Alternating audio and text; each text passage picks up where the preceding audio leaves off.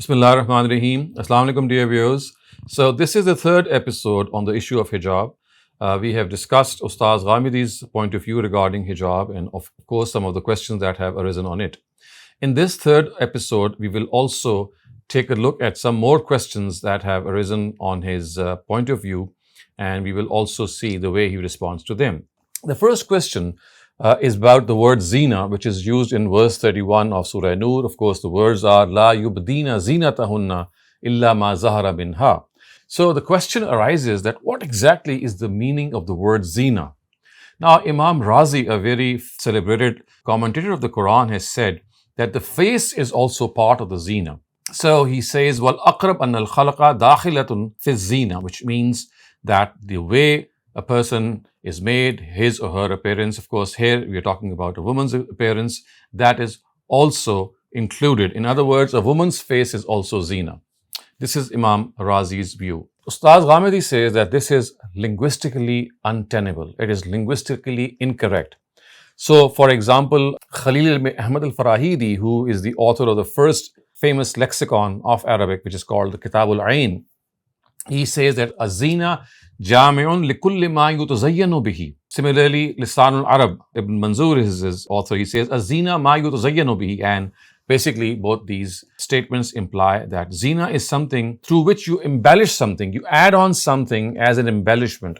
Similarly, Taj al-Urus, it says azina bil kasr ma yutazayyanu bihi. Again, the same statement that something through which you adorn yourself, something through which you embellish yourself, and obviously it could refer to makeup, it could refer to jewelry, it could refer to your outer garment, but it cannot refer to the face per se. So the first question which Ustaz Ghamidi has answered, that the word zina cannot be linguistically applied on the word face. It must be applied to something which is added on as an embellishment.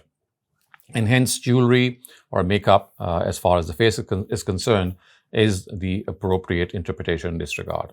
The second important thing, or second important area in which questions have arisen on his point of view, is regarding his interpretation of the word illa ma zahara minha. Of course, the expression in Surah Nur was wala yubdina zinatahunna illa ma zahara minha.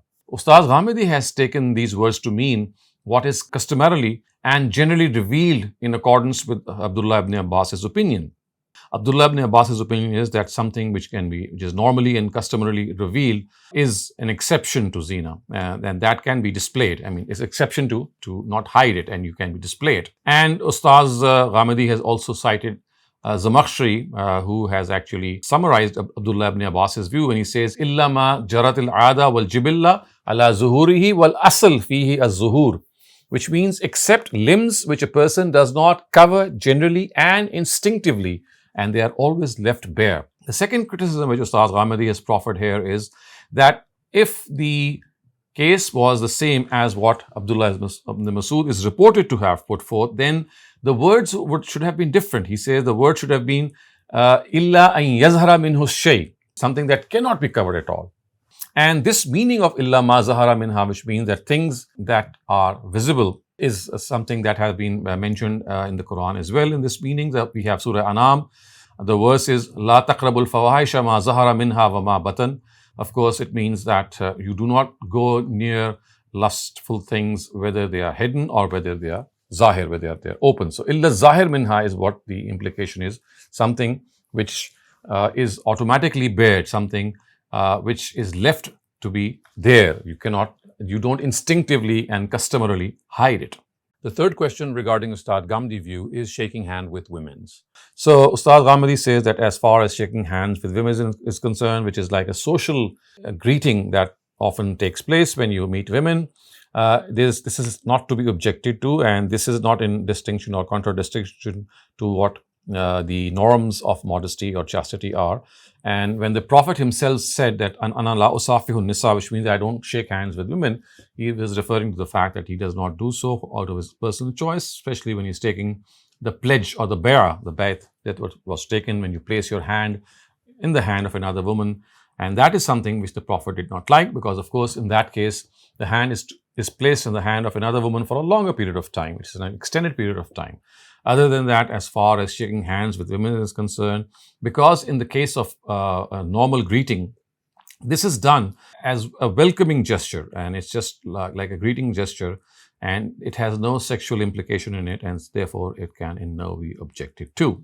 The fourth thing which Ustad Ghamidi point of view, which is very important, is that the word parda and hijab, parda in Persian or in Urdu, hijab in Arabic, or because the word has also been adopted in English, it has not been used anywhere in the Quran to the effect that is normally it is interpreted to mean, which means that you have to be in seclusion or you have to observe certain norms. There is not a single place that it is mentioned in this meaning in the Quran.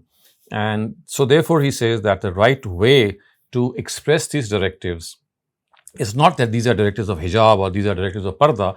Basically, these are norms of gender interaction. And they tell us that men and women can sit together. They are not required to always observe this isolation of living or even meeting each other in segregation or being segregated at all is not something which is at all commanded by the Quran. In fact, the Quran at one instance has said that when you meet each other, men and women, an ta'kulu jami'an aw ashtata, if you eat together, sit together, separately, it's your choice. The fifth thing which is important as far as Ustad Ghamidi view is concerned, and that is that most people think that the issue of hijab, or as you can say, norms of gender interaction, the way these directives are given, the way women have been asked to at times cover their heads if they are made up their heads, or to hide their zina other than on places like your face and your head and your feet, then this is so that men are not incited. I mean, generally people think that women should do this so that men are not aroused. Now, this is something which is absolutely unrelated, and this illah or this consequence is not even found in the Quran. The Quran does not say that women have to be dressed up in this way so that men are not aroused. This is nowhere mentioned in the Quran. What the Quran actually says is zalika azka lakum wa athhar, which means that this is more close to your own inner piety and inner purification. So these directives, according to Ustaz Ghamidi, must be placed in their proper perspective. And that perspective is that these directives are basically given, these norms, these directives which relate to discommunal conduct for our inner purification, for our own inner purification, and not to stop other people from getting aroused. The sixth question which has arisen and which is a very important point is, you find that in Surah Ahzab, the words which are used are yudnina alayhinna min jalabibihinna, which means they should let a part of their outer garment, which is a jilbab, dangle over them. As a result, people have come to the conclusion that this dangling actually means that they should cover their faces. And hence, yudnina alayhinna min jalabibihinna is taken to mean that they should cover their faces. Ustad Ghamidi says that this is not the correct interpretation as far as the construction is concerned. So, min jalabibihinna actually refers to what Zamakhshari has also pointed out. It says jilbabum min jalabibihinna, that yudnina alayhinna would just mean that you have to wear a jilbab, but it actually refers to the fact that it's any chadar, it's any shawl that you can do, and it's not that it has to be implied that this is something that is to fall on your faces. The last thing in this regard, which Ustad Ghamidi has put forth, that there are a number of hadith narratives which are put forth by authorities to counter his point of view or to counter what he has stated. And Ustad Ghamidi has enumerated those narratives one by one, and even gone to the extent of trying to make sense out of them and telling them that how they have their own occasion and background. But the bottom line and the bottom thing in this regard is that he has pointed out that none of these narratives, none of them, not a single one of them is authentic. And it's not just his view. He says that all the scholars and muhaddisun, they regard these narratives to be weak, which means that they cannot be authentically ascribed to the Prophet, which in other words mean that none of these narratives can be in any way produced as an example to counter the view of Ustaz Ghamidi. So I'm just going to read out those narratives before you, just the translation of those narratives, and about each of them you can say that they are generally found. We know all these narratives around us. They are quoted right, left and center. They are cited by people, but we must mind this, that none of these narratives is authentically ascribed to the Prophet. So let's start off with these narratives. And the first of these narratives says that Salama said, I was with God's messenger along with Maimuna when Ibn Maktoum came to visit him. This incident took place after we had been ordered to observe hijab. So the Prophet said, hide yourselves from him. At this, we said, isn't he blind and cannot see? Because we know that Abdullah ibn Maktoum was blind. So she said that, isn't he blind? Thereupon the Prophet replied, are you both blind too? Can't you both see them? So Ustaz Ghamidi says that Muhaddisun have not accepted it, and hence it cannot be ascribed authentically to the Prophet. The second narrative is Qais ibn Shammas said, a woman called Khallad came to the Prophet with her face covered. She asked about her son who had been killed in a battle. At this, some companions of the Prophet remarked, you have come with face covered to ask about your son. Thereupon she replied, I have lost my son, not my modesty. So in other words, again, this narrative which is quoted in favor of the concept of hijab, which our traditional scholars are more used to, again, you can see that this narrative is not authentically ascribed.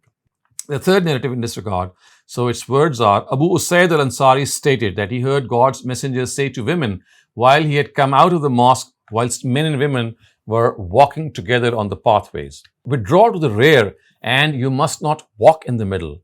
You must walk on the sides.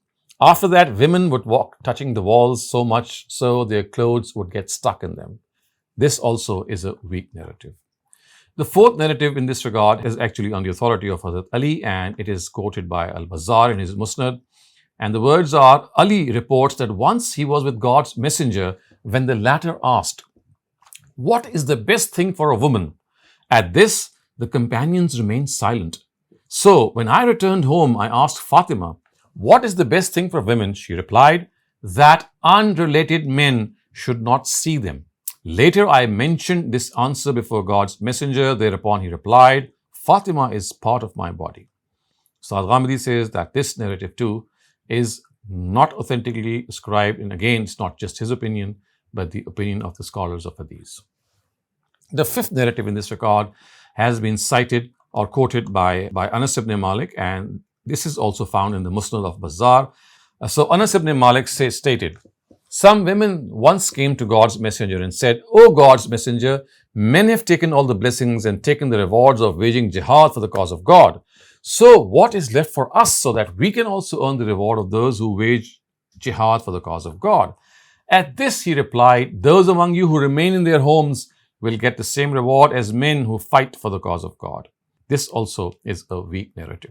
The sixth one is reported by Musa ibn Yasar from Abu Huraira, and it is found in the Sunan of Al-Bayhaqi. So Musa ibn Yasar reported from Abu Huraira, who met a woman who was laden with perfume. So he said to her, O servant of God, do you want to go to the mosque? She replied, yes. He said, did you put on the perfume for this purpose? She said, yes. He said, go back, because I heard God's messenger say, any woman who goes to the mosque and with perfume on, God will not accept her prayer until she returns and bathes herself. This also is a weak narrative. The seventh narrative is also quoted by Imam Abu Dawud, and this narrative is actually from Aisha Ritala Anha. She narrates, once a woman extended her hand from behind the curtain to hand over a letter to God's messenger. The Prophet drew away his hand and said, I do not know whether this hand is of a man or a woman. She said, a woman's. The Prophet said, if you were a woman, at least you could have colored your nails with henna. This too, as I've just referred to, is weak as far as our Hadith authorities are concerned.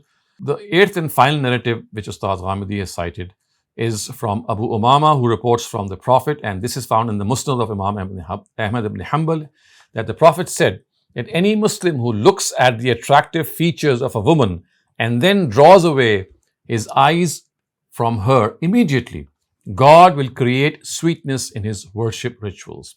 So although, as I said, Ustaz Ghamidi has tried to explain these narratives, and he said that, well, there is a occasion and background and can be explained, but he has said that none of these narratives holds ground.